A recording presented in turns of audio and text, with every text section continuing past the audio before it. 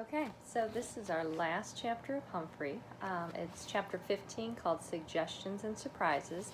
And if you remember yesterday, Mrs. Brisbane decided to sign her contract, and she is going back for another year of teaching next year at school.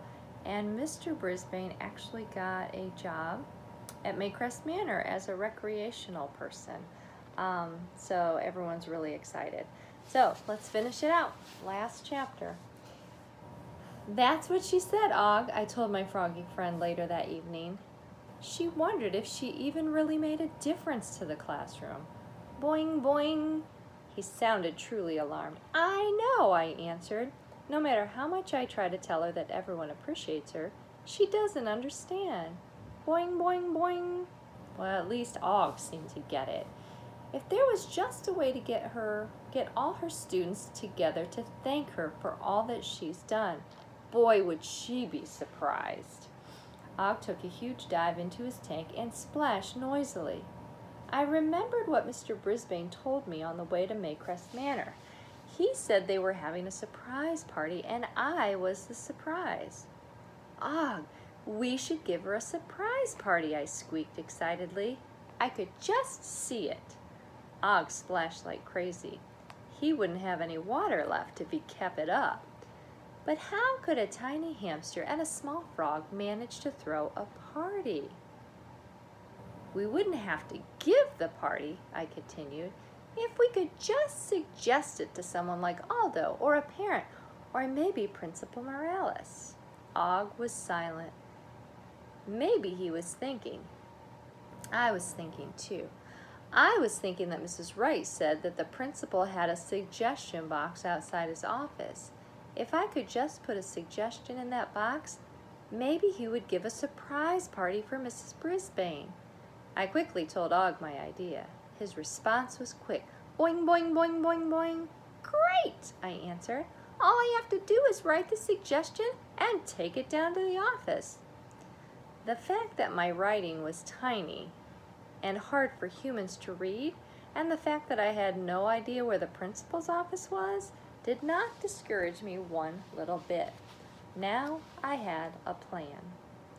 I waited until Aldo had cleaned room 26 before starting on the note. I neatly chewed a piece of paper from my notebook and took my small pencil. Then, in letters as big as I could make them, I wrote, "Suggestion. Mrs. B, 30 years surprise party." Then I put the note in my mouth and opened the lock that doesn't lock. "Wish me luck, Augie, I'm on my way," I announced. Boing, boing. I knew what that meant. Good luck. I then began the longest and most dangerous journey of my lifetime. Of course, the door to room 26 was shut. Aldo always closes and locks it when he leaves. How silly of me not to think about it. I'm not going to give up easily, so I examined the bottom of the door and saw that there was a narrow opening. It wasn't much, but hamsters are able to flatten themselves and slip through some very small spaces, so I thought it was worth a try. Grasping the paper in my teeth, I hunkered down close to the floor and slid into the gap. I could feel the bottom of the door scraping my back, but I didn't mind because I made it. It was dark out in the hallway and eerily quiet. Now I faced another obstacle. Which way was the principal's office? I figured it was near the front door, where I'd been carried in so many times, but the cage was always so thumpy and bumpy, it was hard to see where I was going. I rushed past the side door of the playground. I certainly didn't want to go there at night, to the end of the corridor. There was some low light in the hall, which made it seem even creepier than if it had been completely dark. The doors here looked like other classrooms, except for a small door that had a sign reading "Custodian" over it. Aldo has his own room at Longfellow School? You learn something new every day. I noticed something else. A sound was following me. Crinkle, crinkle, crinkle, crinkle.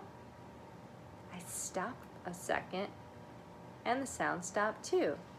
I crept forward. Crinkle, crinkle, crinkle, crinkle. The sound was back. I stopped again and looked back over my shoulder. I didn't see anything, No Aldo, no aliens, nobody at all.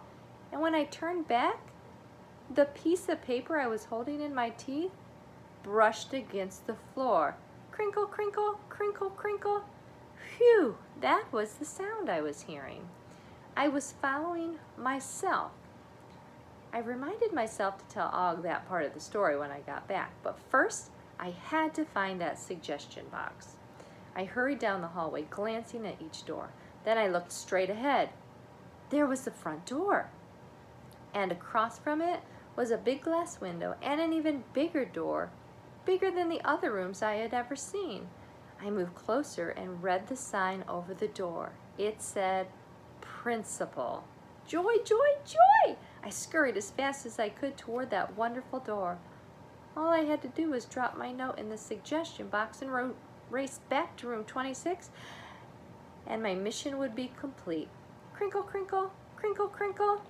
I looked up at that big door, but there was no box in front of the principal's office. There wasn't anything next to it either. It simply wasn't there. I stood there, feeling completely crushed. And then I looked straight up.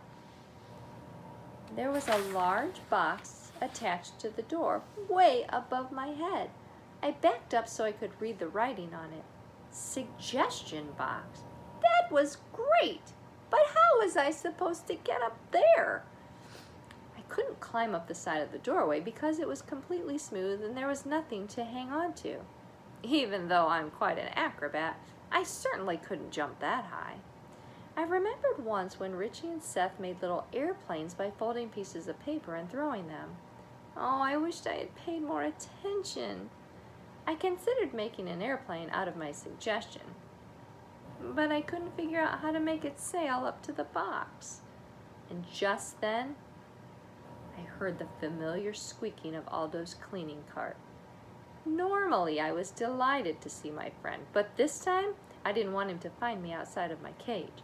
I dropped my suggestion on the floor and darted across the hall into the shadows under the drinking fountain. Aldo whistled a happy song as he pushed his cart past the drinking fountain. He didn't notice me, thank goodness, but he stopped in front of the principal's office and bent down to pick up the piece of paper I had. My heart sank when I saw him start to toss it into his trash bag. But then he stopped and examined it, lifting the note up so he could get more light. "Mamma mia," he said. 30 years? He looked puzzled. But instead of throwing the note in the trash, he dropped it into the suggestion box. Then he continued down the hall, turning right at the corner. I heard another loud noise, thump, thump, thump. But I wasn't scared this time, because I knew it was just the pounding of my heart. I peeked around the corner just in time to see Aldo lock the door marked custodian. He didn't have his card anymore, so I guessed he was finished for the night. He wore a hat now, and he turned and disappeared from view. I counted to 100. When I was sure the coast was clear, I raced back down the hall and slid under the door of room 26. I had to swing back up to my table using the cord from the blinds like a trapeze, but I'd done that many times before. As scary as it was, it couldn't compare to what I experienced in the hallways of Longfellow's school that night. Boing, boing, boing, boing, Og greeted me. Once I was back in my cage, I took a long drink of water and caught my breath. It took most of the rest of the night for me to tell Og all that happened, and for us to both ponder what Aldo thought about that note, and whether Principal Morales would even read it. I spent most of the next day dozing, but once or twice I woke up. I was pleased to see that Heidi was raising her hand. Well, at least most of the time. When the last bell rang, Mrs. Brisbane quietly congratulated her and gave her a riddle sticker. The rest of the week was quiet, quiet, quiet. After all the testing and the silliness, it was nice to be back to a normal classroom. But I was worried. Had Mr. Morales gotten the suggestion? Did he like the idea? And what would he do about it? In my time at Longfellow School, I've noticed that humans can be smart, nice, and even important like the principal, and still not understand the simplest thing a hamster tries to tell them. You can have a great idea, You can have a plan. But sometimes it doesn't work out. Maybe I could think of another way to tell Mrs. Brisbane what a great teacher she is. But for now, I was fresh out of ideas. 2 weeks later, on a Friday, Mrs. Brisbane read aloud to us, which is something she does so well. This was a thumping good story about a pig. I've never seen a pig, but this story made me care about him a great deal. In fact, I was so nervous about what would happen to the pig, I hopped on my wheel for a good fast spin. Then it happened. That unbelievably loud beep, beep, beep was back, and I was so surprised I tumbled off my wheel into the soft bedding. "Class, it's the fire alarm," said Mrs. Brisbane. She seemed a little nervous. Please form 2 lines." Even though Jeff Herman had said to leave the pets and let the firefighters rescue them, Garth and AJ took Og's tank while Miranda gently picked up my cage. Saye came forward to help her.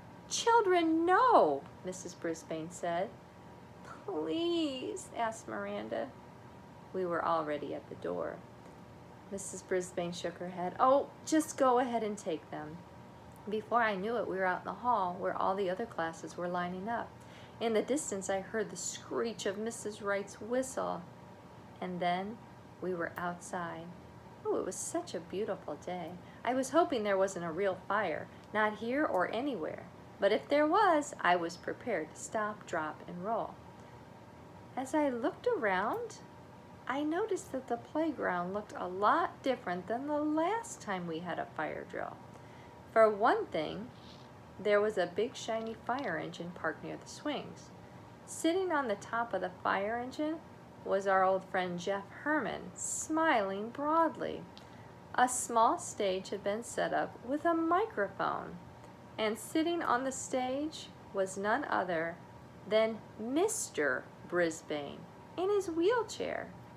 He was smiling too. There were all kinds of familiar faces. Was that Aldo? And his wife Maria? Many of my friends' parents were there, and some people who didn't seem to belong there at all, like Joyce from Maycrest Manor and Aldo's niece Amy. What was going on, I wondered. And then I saw a banner draped above the stage. It said, "Mrs. Brisbane, Appreciation Day." I glanced over at my teacher. I've seen Mrs. Brisbane look happy, sad, mad, tired, puzzled, and even discouraged. But I've never seen her look so surprised.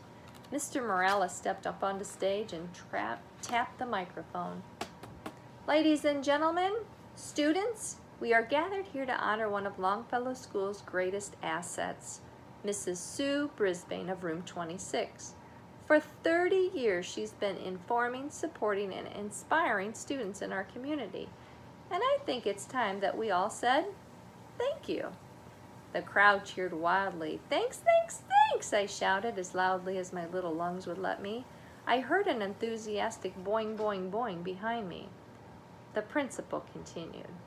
"As we all know, it's not easy to get Mrs. Brisbane out of her classroom. So I want to thank Jeff Herman of the fire department for helping us arrange this fire drill as part of our scheme. Thank you, Jeff." After more applause, Mrs. Brisbane was called to the stage where she took a seat next to Mr. Brisbane, who just couldn't stop smiling. Then one by one, people came up to the microphone to thank Mrs. Brisbane. Aldo said she'd inspired him to go back to school to be a teacher. Amy said she'd inspired her to become a doctor. Joyce said Mrs. Brisbane had realized her son had a hearing problem and got him help. Other parents thanked her, and then the students of room 26 were called up to the stage. Miranda brought me right along, and Richie and Kirk brought Og too. Mrs. Wright stood in front of the stage and blew her whistle. Of course. Garth started strumming his guitar. Where did that come from? Then my friends began to sing a song that sounded a lot like Yankee Doodle Came to Town, but it had different words. Mrs. Brisbane came to school to teach us to be smarter. When we tried to goof around, she made us work much harder. Mrs. Brisbane, keep it up. You are oh so handy. Keep on teaching kids like us, and we will all be dandy. Mrs. Brisbane taught us well, starting in September. We have learned so much from her, and we will all remember. Mrs. Brisbane, thanks a lot. We will not forget you. Don't stop helping kids like us, for we will never let you. And then they all shouted, thanks, Mrs. Brisbane. Mr. Brisbane handed his wife a handkerchief, and she wiped her eyes. I wished I had a handkerchief, too. Mr. Morales came to the microphone again and thanked Mrs. Wright. It took some clever planning to keep this party and this song a surprise, he said. Mrs. Wright taught the children the song during gym class. Our room mothers, Mrs. Hopper and Mrs. Patel, made a lot of calls, and our custodian, Aldo Amato, and his wife helped organize this day. It was nice to think that Mr. Morales made a plan, too. I always knew he was a very smart human. Everyone applauded again, but Mr. Morales wasn't finished. Most of the time, we don't thank our teachers until they retire. I'm so glad we had a chance to thank Mrs. Brisbane for not retiring. We hope she'll be here another 30 years. At least, I squeaked, which made Miranda giggle. Finally, I can't take credit for thinking of the surprise party, Mr. Morales continued.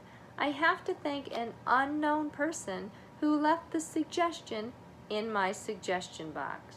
Thank you, whoever you are. You're welcome, I squeaked softly. So, things worked out, Og, I said that evening when my friend and I were alone. Og leaped up and dove down in his tank with a gigantic splash. That meant he was happy, and so was I. Sometimes you have to give a plan a long time to work. Sometimes things work out differently than you expect, but they still work out. Life is full of surprises, and I think that's a very, very, very good thing. The end. We just finished. Another great book by Betty Burney. These books are just amazing. So I do have the next book here at home. If you have it at home, you can follow along with me, or you can wait till Monday and I will start reading the next one. So hope you're all doing well. Have a great weekend.